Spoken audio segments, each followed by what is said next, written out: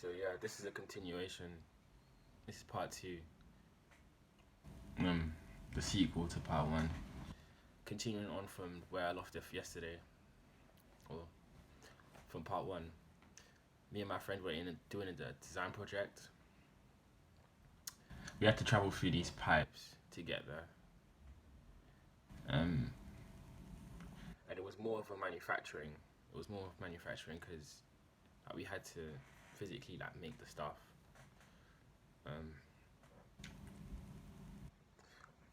What I found most weird about it was because I had to go through this. I had to go through these trials like constantly. Like it was more than once because every time I would get to a certain stage, and then I'd just fail for some reason. Like I don't know what would happen, but I would fail the specified requirements to pass on to the next stage. So I had to go through this. Me and my friend had to go through this trial more than once, like multiple of times. And every time we would fail, we'd get sent back to the beginning. So we have to travel all the way to the design projects to get there in the first place. And what I found like was most unusual about the dream was because it came to a point where like it's not I didn't accept it that I was going to be able to complete this, but when I started like focusing less on the subject, on how I'm supposed to complete the subject, when I started like taking my time with it, just messing around with it, that's when I was able to pass it somehow. So it turns out, as in I had to, me and my friend and the people that were also there working, we had to we were singing and dancing our way through it. And somehow, as I was doing this, I managed to get through the stages. But then I looked in the crowd. I looked into the clouds from the window.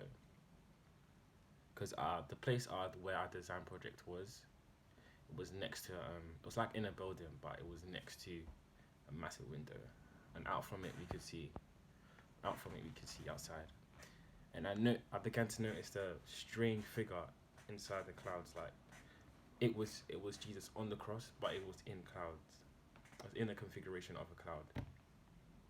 So yeah, it was weird. And as soon as I saw this, I knew it was the rapture, and I knew I just missed it. I knew I just felt because I began the way that I was pulled out with guilt. Like I felt so guilty because I literally remembered the dream from part one that I just talked about. I remember how I'm supposed to be keeping my eyes on the Lord at all times. But because I got distracted, I lost sight of the focus. I lost sight of the main goal. And I began to tell my friend. I literally tapped him on the shoulder like, "Yo, bro, that's the rapture right there. I just missed it. We just missed it." And he was like, "No, bro, it's calm. It's calm. It's calm. We didn't miss it. It's calm. Like that's not the rapture, bro. It's calm." And I was like, "Bro, that's the rapture. Like we just missed it right now."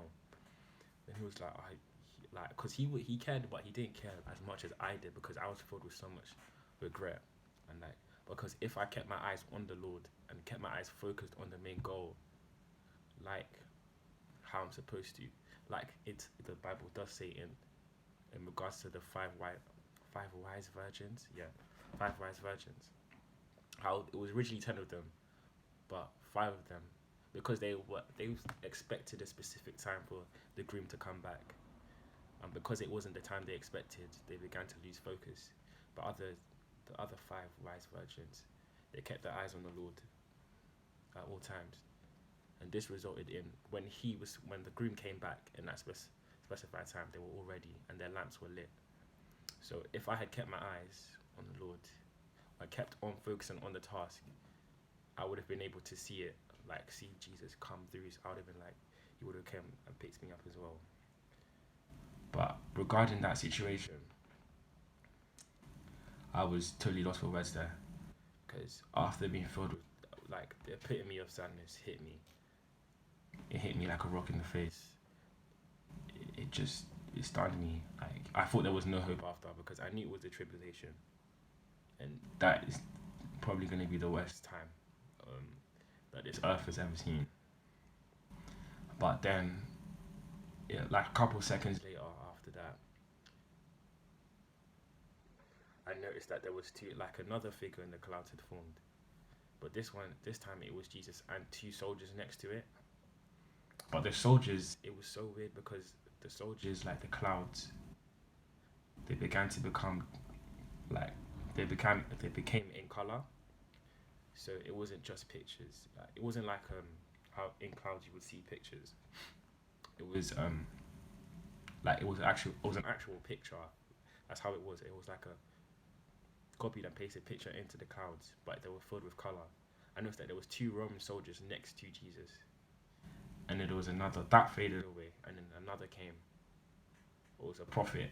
Another picture came in color from the clouds.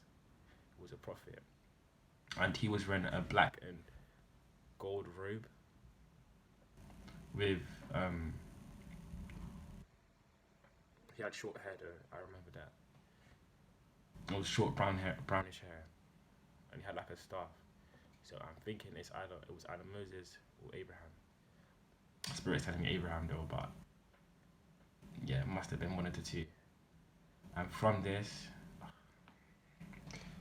it was like this is when it really get began to get really real. Like this is when the mad stuff happened. From this, I began to feel with like tear up with joy. Well, not tear up with joy, but I began to get excited because I was like, yo, okay, the rapture didn't happen, so there's another chance for me to, you know, get into the rapture. Then all of a sudden, I heard the chauffeur trumpets. Like I heard it 3 times. Like it blew 3 times.